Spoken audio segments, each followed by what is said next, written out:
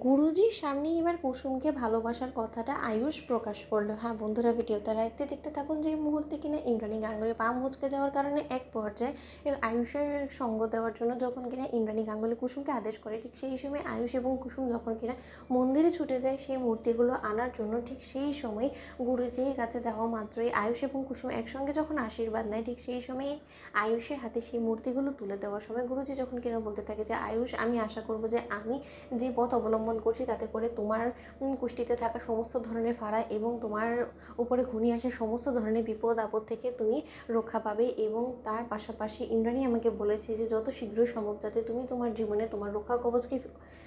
পাও, এবং তার পাশাপাশি তোমার জীবন সঙ্গিনী যে হবে সে যাতে একদম তোমার মনের মতন হয়, সেই সমস্ত কিছুর ভারও আমার কাঁধে তুলে দিয়েছে। তার জন্য এই মূর্তিটা তুমি স্থাপন করা মাত্র আমি নিশ্চিত যে তোমার সঙ্গে যার জুটি বাঁধা আছে সে তোমার জীবনে চলে আসবে। ঠিক সেই সময় সেই মূর্তি হাতে নিয়ে আয়ুষ যখন কিনা গুরুজির কাছে হাত জোর করে ক্ষমা চেয়ে বলতে থাকে যে গুরুজি, তাহলে আমি বলবো যে আপনি নিশ্চিন্ত হয়ে যান। তার কারণ আমার জীবনে যে আমার রক্ষা কবচ, যে কিনা আমাকে সমস্ত ধরনের বিপদ আপদ থেকে রক্ষা করবে, আমার মনে হয় যে এই মূর্তি স্থাপন করার আর কোনো প্রয়োজন পড়বে না, কারণ সে ইতিমধ্যে আমার জীবনে চলে এসেছে এবং আমার মনে হয় যে তাকে আমি অলরেডি খুঁজে পেয়েছি, কিন্তু এখনও পর্যন্ত তাকে মায়ের সঙ্গে পরিচয় করানোটা হয়নি। ঠিক সেই সময় এই কথা বলা মাত্রই হ্যাঁ কুসুম যখন কিনা চমকে যায় এবং আয়ুষের দিকে এক দৃষ্টিতে তাকিয়ে থাকে, ঠিক সেই সময়ই গুরুজি দাঁড়িয়ে পড়ে এবং বলতে থাকে যে অর্থাৎ কী বলার চেষ্টা করছো তুমি আয়ুষ, বলো তো? ইন্দ্রাণী তো এই সম্পর্কে আমাকে কোনো কিছু বলেনি, তোমার সঙ্গে কি অন্য কারো সম্বন্ধ হয়েছে? ঠিক সেই সময় কথা বলা মাত্র আয়ুষ যখন বলতে থাকে যে গুরুজি, আমি আপনার কাছে ক্ষমা চেয়ে নিচ্ছি যে এইভাবে আপনাকে আমি কোনো রকম কোনো প্রস্তুতি ছাড়া এই সমস্ত কথা বলছি। যদি আমার কোনো রকম কোনো কথায় আপনার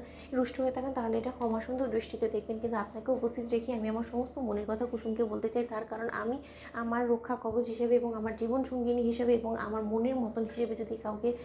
আমার জীবনে চেয়ে থাকি সেটা একমাত্র কুসুম, এবং কুসুমকে আমি আমার নিজের প্রাণ থেকেও বেশি ভালোবাসি এবং তার জন্য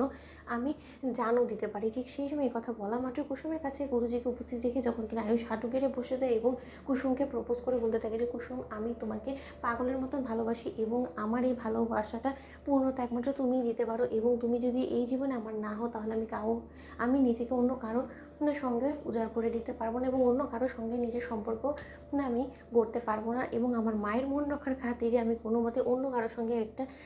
বিয়ের মতন সম্পর্ক আমি জড়াতে পারবো না। ঠিক সেই সময় এই কথা বলা মাত্রই যখন কিনা কুসুম বলতে থাকে যে আপনি গুরুজিকে উপস্থিত থেকে সমস্ত কী কথাবার্তা বলছেন বলুন তো ছোটো সাহেব, আপনি ভুলে যাবেন না যে এটা মন্দির, এখানে এই সমস্ত কথাবার্তা বলা পাপ। ঠিক সেই সময় গুরুজি বলতে থাকে যে না মা, তুমি যেটা বলছো সেটা ভুল।